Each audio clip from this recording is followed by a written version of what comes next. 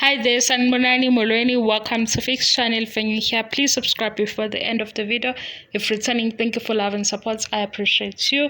Kaze ngakhathala. Indaba uMangwabe noMakhumalo kodwa lokhu umbono ka season 6 or 7.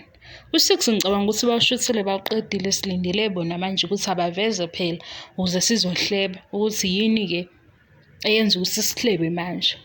So sibonile ku season lama season adlulile uMacele washada umshado wesiZulu, uMayeni naye wenza wakhe umshado.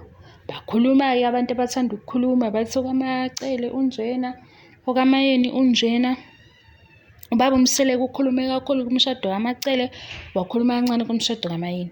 Okubalekile umshado wenzekile ladlula usuku.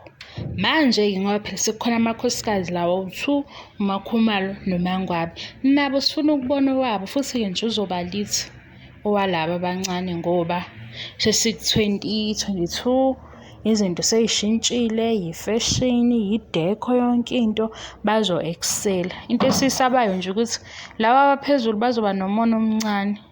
Futhi inkinga ke nje ngeke ngibone mangibuka ishow. Kahle kahle inkinga ungezwani okuncane kulapha phezulu. Ngoba lapha phezulu ngicabanga ukuthi bane experience efanayo. Umayeni ufike kuqala esayingane kusho ubaba Mseleku bathandana. Kwase sekuhamba isikhathi la mhlambe nayo uMayeni esayitshela ukuthi usezoba uwife ke sekuzoba iphakade lakhe yedwa. Wavele wayijika indaba ubaba Mseleku wathi yena uyipolygamist. Awuyicabange ke leyo nto uyihlaziye before uthi uMayeni ubitha or unjani njani. Uyibuka ukuthi nje nawe manje ngosuke ehlela into enjalo ngaba lula. Siya estimate sithi mhlawumbe 6 years or 7 bethandana. Ngoba baqale bebancane. La sebekhulile mhlawumbe sekukhona ke namasento ukuthi kusengaba namalobolo nani avela ajike lo bhuti. Athi kahle kahle mina ngeke ngishade wena wedwa because ngifuna ukuba nomndeni omkhulu. Awu kade uziba abantu la bekucela inamba kade ungayindawo ulobu ubambelele kuyena lo oyedwa.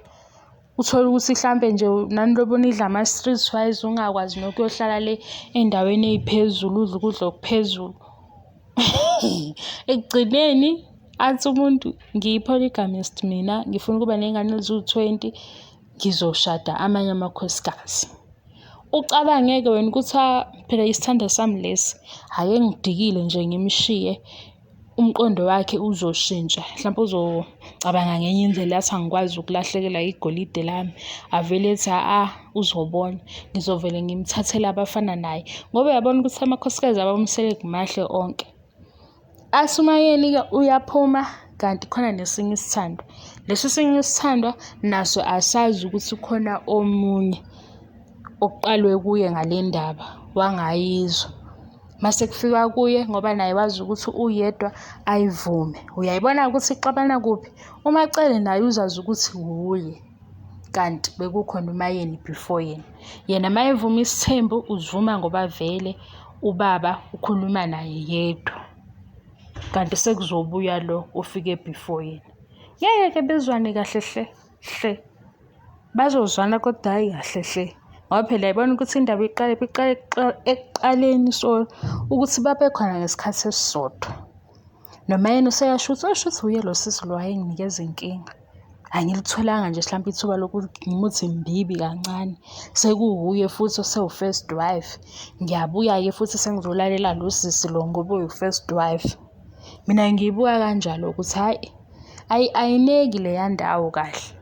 Kodwa ke into esibuka kwishow hayi ukuthi abazwani ngalolo hlobo. Kodwa nje uyayibona nawe ukuthi hawu wafika uchitha isikhathi nomuntu phela u2 years kuphela u3 years phela u4 years agijime mawusumtshela ukuthi awukuzwa lokho akushoyo ayothatha omunye phambi kwakho engabuyi eze kuwena mhlambe ke akuncengisise. Kodwa futhi masesibukisisa kahle kungcono kuyo uMacele first wife ngoba nje uMayeni shame ngathi bezobanika inkinga kakhulu.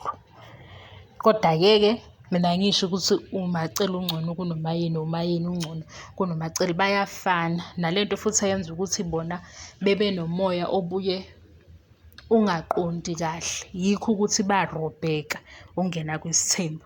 Kanti le two esekugcineni, uMseleku weza ne-strategy wathi hhayi laba ababe bangani. Kuzothi uma kushisa phezulu bavele laba nje bey'qhubekele njengabangani bebe-comfortable. Uyababona-ke bona ukuthi banokuthula, bay'thandela izinto, ba-right. Kanti ngapha phezulu ngathi uthando luningi kakhulu. Manje kuyabanga ukuthi eyi mina ngafika kuqala, eyi mina ngay'tholela umuntu eyedwa, so wena ufuna ukuthini? Indaba efana naleyo. Kodwa-ke i-purpose yale video ukuthi kwizinto esesiy'bonile abangay'phindi. Sicela ukubona umshado kaMangwabe nokaMakhumalo. Sifuna ukuhlebanga imishado yaMangwabe-ke noMakhumalo manje siqamba amanga-ke sithi bewumuhle.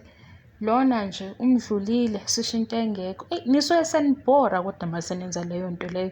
Kanti kunani ukuthi sibathande bonke, le nto yeni inesidina kanjani? Ngoba ngibona ngisho la sengizosho ukuthi uMakhumalo wenza ibhizinisi elithile, umuntu avele abhale ukuthi uMayeni, kodwa mina ngikhuluma ngoMakhumalo. Ngibhale futhi ngithi hayibo uMayeni uthengisa iy'mpahla ezinhle. Umuntu azothi uMayeni unenhliziyo enje. Angikhulumi ngenhliziyo yaMayeni, ngikhuluma ngey'mpahla ay'dayisayo ukuthi ungay'thenga uma uy'thanda. Manje ngisekutheni buya ngalo mqondo ukuthi mina Team Mayeni, kodwa-ke iyasebenza for ishow leyo nto. Yazi ukuthi kanjani? Ngoba phela uma kukhona i-Team Mayeni, khona i-fan base enkulu kaMayeni. Uma kukhona u-Team Mangwabe, khona i-fan base kaMangwabe. Team Makhumalo, khona i-fan base kaMakhumalo. Macele ukuthi-ke phela manje uma senikhuluma-ke musani ukulahla inhlonipho. Awuyithathe nje ngokuthi uma sesi-analyze sesihleba, uhleba umakhelwane nje ngendlela yokuthi nawe uma engezwa umakhelwane ukuthi ubuthini ngayo, ngeke ucashe. Ngoba into oyihlebayo into ongamtshela yona noma umbheka.